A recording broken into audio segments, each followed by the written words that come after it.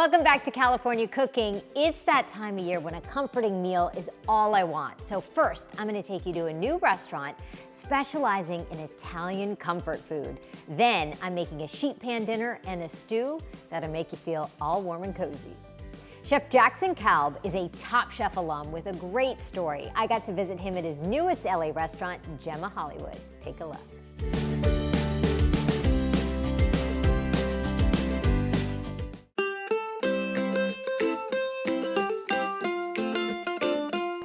Jackson, how are you? I'm well, how are you? I'm good. What a beautiful space. One of the things that I love when you walk into a restaurant, you see the kitchen and you see a wood burning, you see flame, right? And a sign stating how old our starter dough is for the pizza. Okay, yes. How old is she? Is it a she? Yeah, she's over 1,600 days. Wow, I see it right there on the blackboard. Yeah. Are you like a proud papa? Very proud, yeah. It's been 5 years in the making, just about. Oh my gosh. So you own many restaurants here in Los Angeles. You're an LA guy. I am. Born and raised. Yes. You have some restaurants mostly on the west side, right? Opening a new restaurant just a few months ago. How is it? Is it long nights? Early mornings. Very stressful, yeah. yes. So within the past year, there have been 3 restaurant babies and 1 actual baby. Really? So, yes. 1 actual baby? Congratulations. Yes, thank you. Most importantly, yeah. What brought you into Hollywood? I mean, you're in the heart of it, heart of Hollywood here. We are in the heart of it. I don't know, there's something about the glitz and glam and just growing up and seeing Musso and Frank's and just wanting that, I don't know, that sense of the old school vibe. I don't know, there's something that just attracted me, and I just became almost obsessed with it. Really? Yeah, I really wanted to get to the east side and I didn't know how or where, and Hollywood, it just spoke to me. I'm hearing, and same with me, is at a young age, my obsession with the Food Network, which I think taught me so much actually about cooking, about food. Almost, it was like subliminal. I started watching Food Network when I was about 11 or 12. Just because I was really sick in bed. I was just completely wiped and so bored out of my mind when I wasn't sleeping. So I just kind of flicked through TV and started watching Food Network. Do you remember the first shows that caught your eye? Yes, Sarah Moulton. Yes. I forget what her show was, but Sarah Moulton, she was my Yes. mentor, first one. Me too. Oh, it's amazing. So yeah, I just started a catering company right when I got better, which was at admittedly 11, 12 years old? 12 years old. You're kidding. Well, then I just happened to meet someone who knew some chef at some restaurant, and that happened to be Josiah Citron of Melise, which got 2 Michelin stars while I was working there. So I started at age 13 professionally, and I never looked back. You were on Top Chef? Yes. Amazing. Yes. How was that experience? Incredible. How'd you get on the show? I would imagine thousands of people submit to be on Top Chef. Yeah, I actually didn't submit. Interestingly enough, they found me and just kind of cold called me. Really? Yeah, I absolutely accepted. I showed well, thankfully. Okay. Yeah. You got COVID and you lost your smell and your taste and had to cook at this level that is pressure cooker and you couldn't taste your food. That is true. How did you do it? Did they know that at the time? They did not. So I wasn't sure because we have essentially no contact with the judges unless we're on camera. The producers obviously knew. Right. And I told them before we went on to air, thinking that they would say, okay, well, we'll just call you next year or some other time, right? And I guess from producers' mindset, that's actually this amazing story. So I just figured I would go out in the first round and just be like, okay, I did it. I was on it. Were you panicked? Right? Going, I've got to cook food and I can't taste if it's too salty, too sour. Yes. I guess I learned to understand my gut more than I thought I needed to, and it ended up doing pretty well for me. Did you have a few dishes where they said, oh, this is way too something? Not a single one. Not a single one, yeah. What a story. Yeah. Oh my gosh. So here we are, this beautiful restaurant. What is the inspiration for Jemma? Yes, and I just grew up eating a lot of Italian-American comfort food, and it was just something that I really genuinely, truly enjoyed eating as a child, and I wanted to get back to that in some way, but perhaps in a more classy way, right? So showing what I have learned through my years of being a chef while paying homage to what I grew up eating. So what are some of the things on the menu that really speak to you? So we have a garlic bread, which took months to develop. With the starter? With the starter, absolutely with the starter. It's this focaccia, and we make this garlic confit with a technique that I picked up at a 3 Michelin star restaurant. Okay. So You'll see this common theme throughout all of our food and all of our menus is the description is very simple, right? Yeah. We call it garlic bread and we serve it with ranch. And it's supposed to be funny, tongue-in-cheek. Stop right there. You serve your garlic bread with ranch like they would at some, low budge pizza yes, place. Absolutely. But it's high budge. Okay, what else? You know, the pizza is something, as I said, I've been working on and off for 5 years on this dough, again with our starter.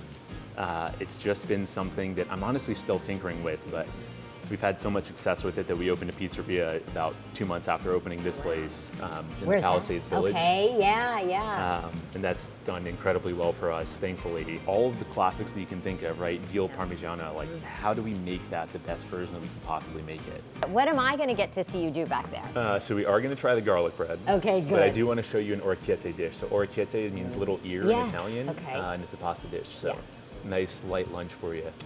I can't wait. Okay, Jackson, orecchiette. Orecchiette. Yes. I'm saying it Very properly. well said, yes. Means ear. Little ear. Little ear. You can see. here. Yeah, the shape. Yeah. So we're gonna make this for you with a little bit of sausage, white wine. Yum. Our version of a very classic dish. So Nice. once we get that in, we actually have to move pretty quickly here. Okay. So we have sausage that we get from Pedes and Barnett's. Just a little touch Do you of do butter. the farmer's market? We do, yeah. Yeah. But this is our garlic confit. Ooh. It's very mild in flavor compared to a lot of what we're used to. Some pepperoncino, also chili flake, and then our rapini or broccoli rabe. Yeah. So you'll see at the end here, we do something a little bit different. So Okay. we have some white wine and then some chicken stock as well. Okay. And so all of this gets done within the few minutes that Oh the yeah, pasta's cooking, yeah, right? and all done to order. And then perhaps the most important part of any pasta is some pasta water itself. So once you have a nice reduction here, you're gonna wait for your pasta to cook. And this pasta is very thin, so it actually cooks pretty quickly. Okay. We are looking for al dente here, but you can of course cook it for however long you like. And we have our classic dish now here, but at the end we're gonna do something a little bit more exciting. So some Parmigiano Reggiano. So you see the sauce is thickening Yeah, it's up. all coming together. And you Yeah. got more liquid in there. Here's what we do that's a bit different. Yeah, what do we have? Made a fondue. A of fondue. Pure Parmigiano. No. Yes. You add this luxurious richness to the dish. Yes. And just kind of gently place it on here. And then one more little surprise here. So we have what we call oreganata breadcrumbs. So there's a classic dish, clams or vongole oreganata. Yeah. Which is a classic Italian-American dish. So we actually took all the flavors of that, minus the clam, and blended that into a fresh breadcrumb. Yum. I am so excited with everything on this table. I cannot wait. But I think we'll start with what we Let's made. do it. Yeah, Should we? please dig in. Okay. Really good. We got the crispy of the breadcrumbs. Got the kick. We like to balance out bitter and umami. And there's a All touch of of it. sweet from the sausage just naturally. It's I something we like to think love about. the Parmesan fondue. This garlic bread Yes. and the buttermilk dressing. So this is ranch. There's no two ways about it, but if I Okay. wanted to be fancy, I would call it buttermilk dill. This is the perfect thing when you come with some friends. Jackson, that's ridiculous. Your ranch is killer. You're doing here is nothing's overlooked. Like that ranch is not an afterthought. We actually take 2 days to make the parsley that goes just on top of No. this dish as well. But this beauty, underneath all of this gorgeous lettuce is That's chicken, and we actually hand make a seasoning mix, like by hand from scratch, that dehydrate all sorts of stuff. I mean, it's, I don't want to call it a secret blend, Okay. but a lot of effort goes into that. that Jackson is nuts. Your beautiful pizza. This is the Frankie, named after Frank Sinatra, whose favorite food was pesto.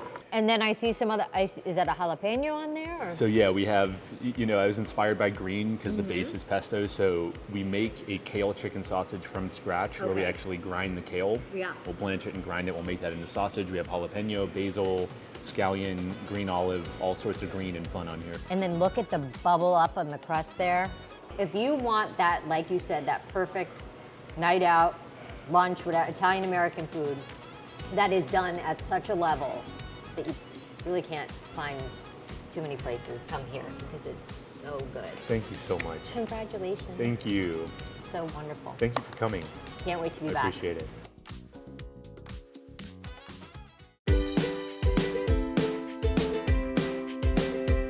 Coming up, what's for dinner? How about a sausage and broccoli sheet pan served over creamy polenta, and then a garlicky sauteed shrimp with creamy white beans. That's coming up.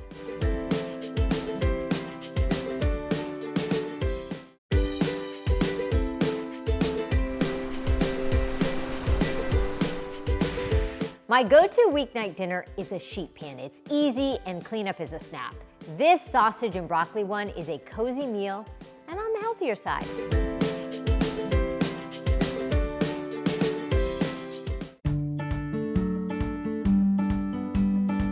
For tonight's dinner, I want it to be easy and I want it to be cozy. So we're gonna do turkey sausages on a sheet pan and serve it on top of some creamy polenta and lots of Parmesan cheese. So it's kind of healthy because lots of broccoli and just a little bit of sausage. I only have 2 links right here, and that honestly would feed 4 of us, but depends on how much you like. For the broccoli though, which I think is actually the star of this dish, getting the broccoli really nice and brown and caramelized. And by doing that, it's going to enhance the flavor of this broccoli. It's gonna make it taste decadent almost. So I've got a sheet pan in the oven right now, and I'm heating up the sheet pan first so that once this hits the sheet pan, it's nice and hot and it's gonna give it those caramelized edges. So I have to be honest, I'm not a huge broccoli person, but when I caramelize it in the oven, I love it. Sheet pan is piping hot. The oven's about 425. In there for a few minutes. Olive oil. So our sausages, I'm gonna cut these in half. Got our mild Italian turkey sauce. Hear the sizzle? And then all around that, I'm gonna put our broccoli, wedge it all in there. Single layer, so it gets nice and brown. Because the broccoli really cooks down once it goes in that hot oven. So you might want to cook more broccoli than you think you need. More olive oil, some salt on the broccoli, pepper, lots of pepper going in the oven. And then while this is cooking, we'll make some polenta. So to go under our sausage and our caramelized broccoli, I'm gonna make some creamy polenta. In this pot, I am going to steep some garlic in milk and chicken stock. Just to give it, so I'm gonna put it in whole, basically, and then kind of scoop it out when our grits are done, because you don't wanna serve anyone a whole clove of garlic. I'm gonna double the amount of water to grits polenta. So I've got chicken stock and milk, and that just adds flavor. You can do water, absolutely you can do water, but I'm gonna do a combo of chicken stock and milk, just to give our grits some extra flavor. So to that, I'm going to add 2 cloves of garlic, just smashed. I wanna be able to fish them out. So I'm gonna bring this to a light simmer, and then I'm going to add the polenta. We're getting a light little bubble to our milk and our chicken stock, so in goes the polenta, and I'm gonna whisk it in. And now we let simmer for about 30 minutes. So it takes a little time. There are instant grits where you could get this done a lot faster, but I'm gonna just turn the heat down and let that gently boil for 30 minutes. Simmer. Ooh, everything's done. I pulled the broccoli out a little bit earlier than the sausages. I wanted the sausages to get a little bit browned, and the broccoli was done first. So just take that out earlier, and our polenta is bubbly. But we're not done with the polenta, and I'll show you what I'm gonna do. Yes, a couple of pats of butter and Parmesan cheese, a good amount. Look at that. So creamy. Oh my goodness. So here's how I would plate things up. Get a nice shallow bowl if you have. All right, we'll get our polenta. And then to that, our charred broccoli. Look at all the little brown bits, and it's so caramelized. It takes on such a different flavor. We'll nestle that right in on top. Ooh, I did want to hit the broccoli with just a little squeeze of lemon juice. And then we take one of our little turkey Italian sausages, nestle it in there. One last thing, more Parmesan cheese.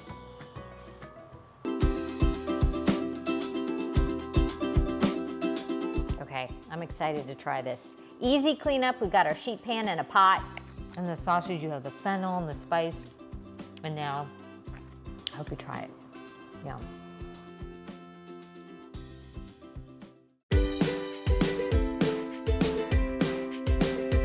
Coming up, more ideas for dinner. How about a delicious stew made with tomatoes and white beans that you can scoop up with a crispy crostini? That's coming up next.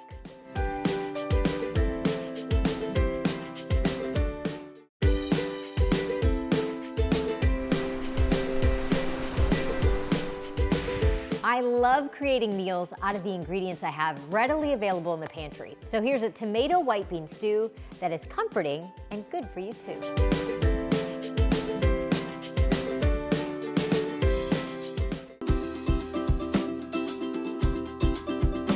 Sometimes when I'm thinking of what to make for dinner, it's just things that I happen to have in the fridge or the pantry.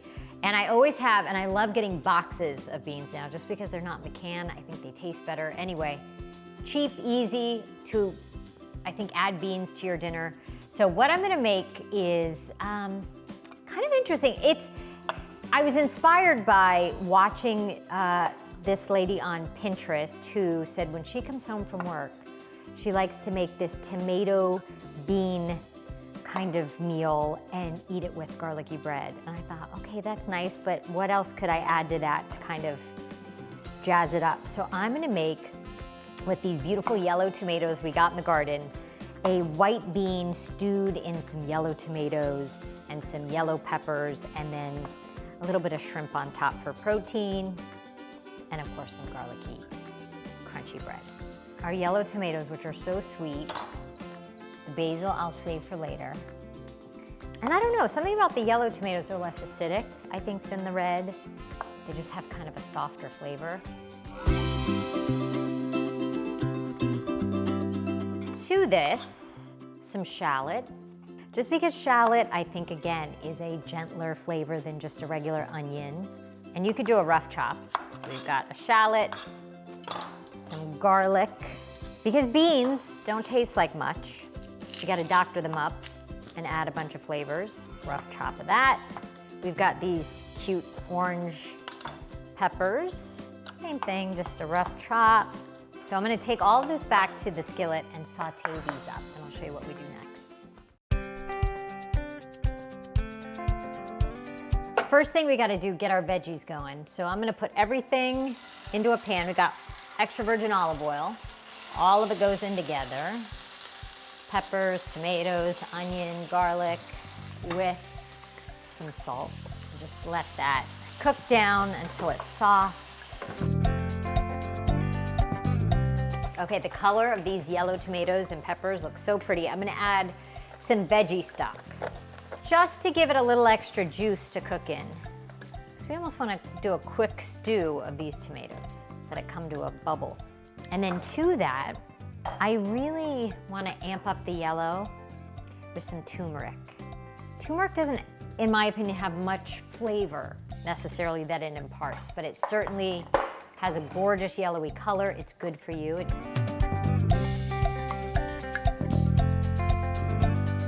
Okay, so our veggies cooked down. It did not take very long. I would say 10 minutes. Okay, pouring it into my blender just to make a quick little sauce for our beans. Here we go. Look at that color. Our drained cannellini beans going in, and those are just gonna cook and get all creamy, and then we'll cook up some shrimp. Okay, time to cook our shrimp in a hot skillet. I've got some olive oil, and I have wild shrimp, deveined, peeled, salt, pepper, simple. The beans have so much flavor that this doesn't need that much. Okay. These shrimp are a little small, it's all they had. I would go with a nice jumbo shrimp. These are considered extra large.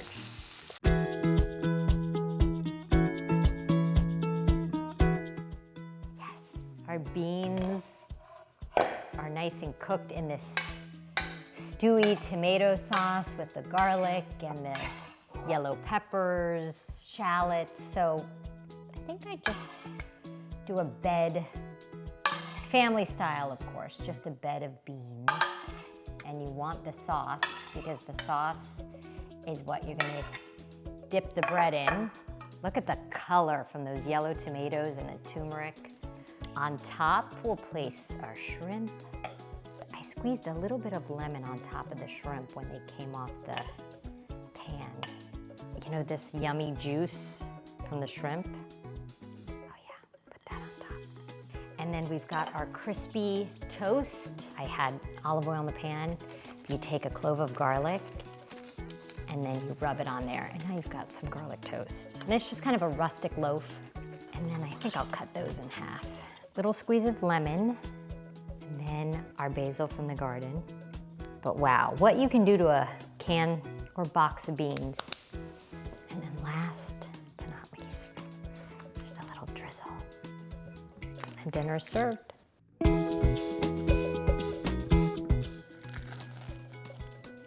It's so comforting, but it's so light. I don't know, the beans got creamy and the sauce and the crunch of the garlic bread, the basil. It's really yummy. I hope you try it. For all the recipes we featured in today's show, follow us on Instagram at KTLA California Cooking. See you next time.